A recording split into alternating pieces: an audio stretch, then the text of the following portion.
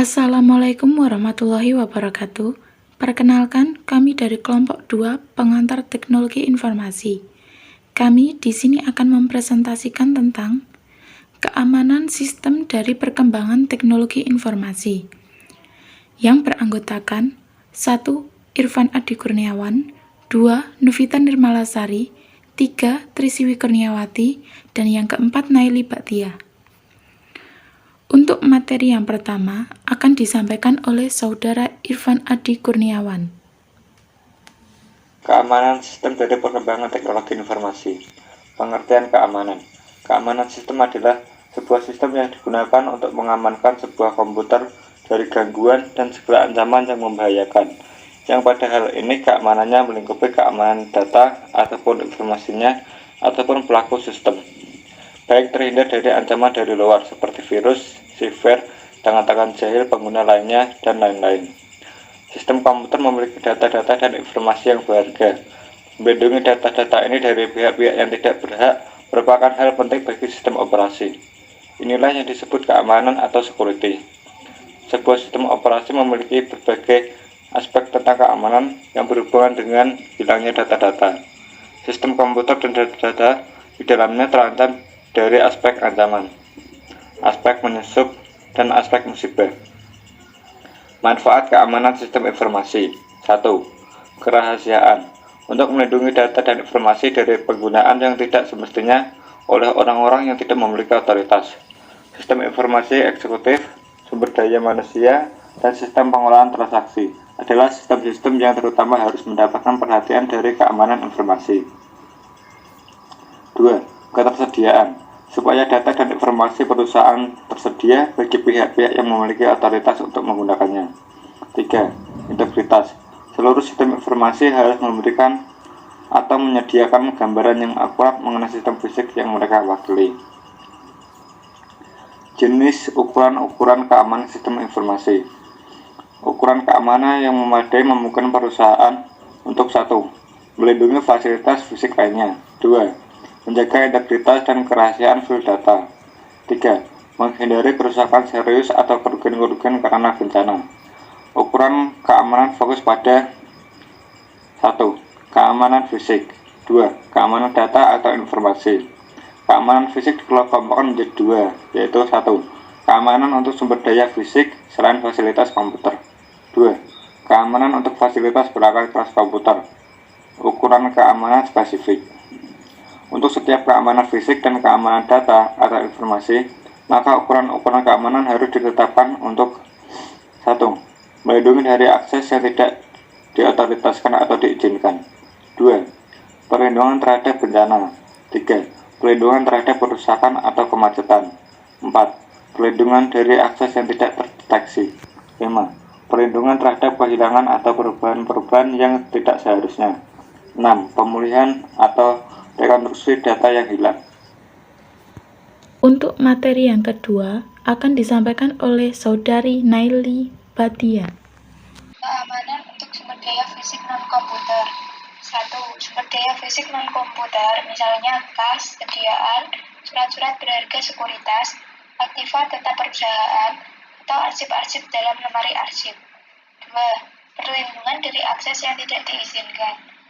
Antara lain, A. Akses ke aktiva fisik non-komputer harus dibatasi atau dijaga dari pihak-pihak yang tidak diizinkan atau diotorisasi. B. Kas harus disimpan dalam kotak terkunci, yaitu brankas, dan hanya boleh diakses oleh orang-orang yang diizinkan. C. Menetapkan penjaga untuk sediaan yang disimpan di gudang atau aktiva yang ada di gedung administrasi atau pabrik. D. Membuat pagar untuk wilayah-wilayah tempat penyimpanan aktiva. E. Membuat alarm, monitor TV, atau lemari arsip yang terkunci. Yang ketiga, perlindungan dari bencana.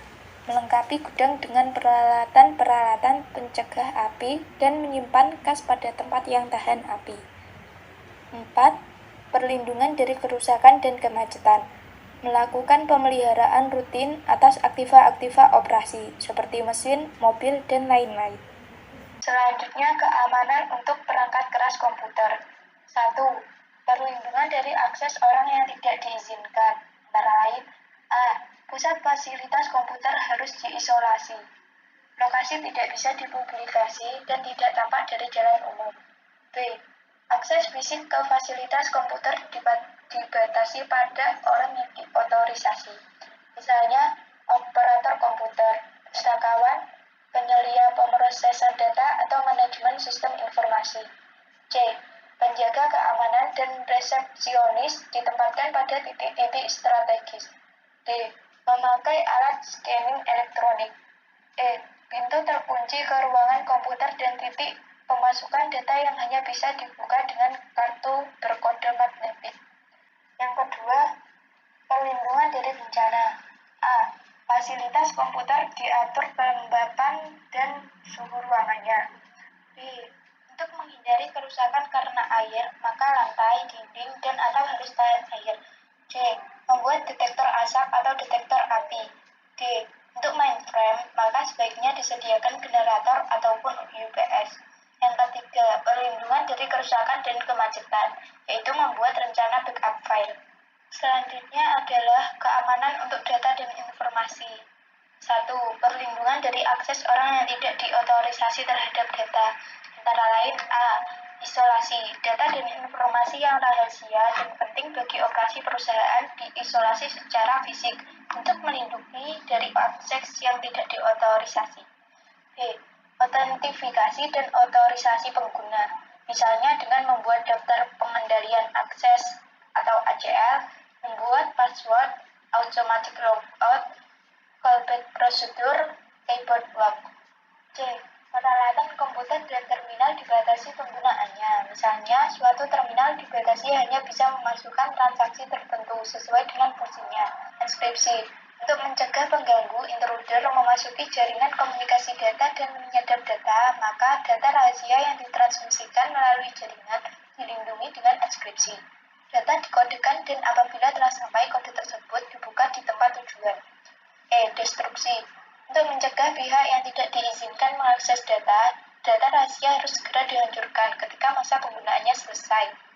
Yang kedua adalah perlindungan dari akses data dan informasi yang tidak bisa dideteksi, antara lain A. Membuat akses lock access, merupakan komponen keamanan sistem pengoperasian, mencatat seluruh upaya untuk berinteraksi dengan bisnis data atau database.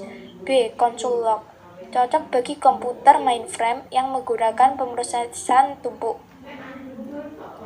Console log mencatat seluruh tindakan yang dilakukan sistem operasi dan operator komputer, seperti permintaan dan tanggapan yang dibuat selama pelaksanaan pemrosesan dan aktivitas lainnya. C. Perangkat lunak pengendalian akses. Beberapa perangkat lunak berinteraksi dengan sistem operasi komputer untuk membatasi dan memantau akses terhadap file dan data. D. Log perubahan program dan sistem. Log perubahan program dan sistem dapat memantau perubahan terhadap program, file, dan pengendalian. Dan untuk materi yang ketiga akan disampaikan oleh Novita Nirmalasari. Perlindungan dari kerugian atau perubahan yang tidak diharapkan terhadap data atau program. 1. Log atau catatan perpustakaan.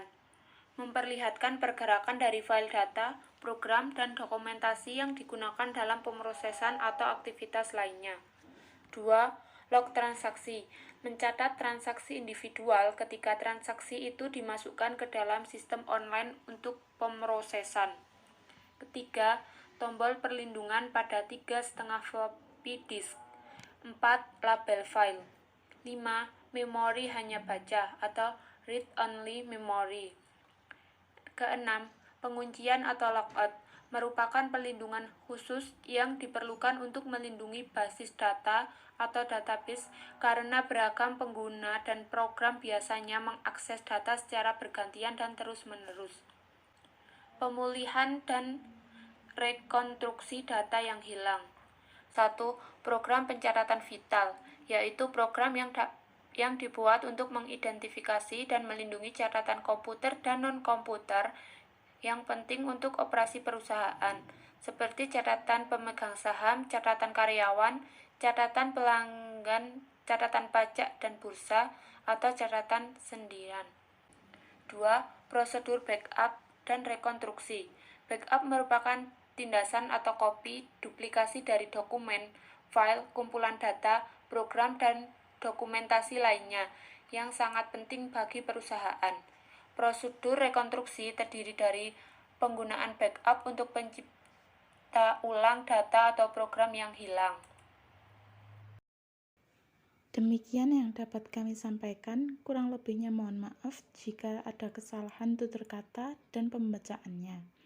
Sekian, wassalamualaikum warahmatullahi wabarakatuh.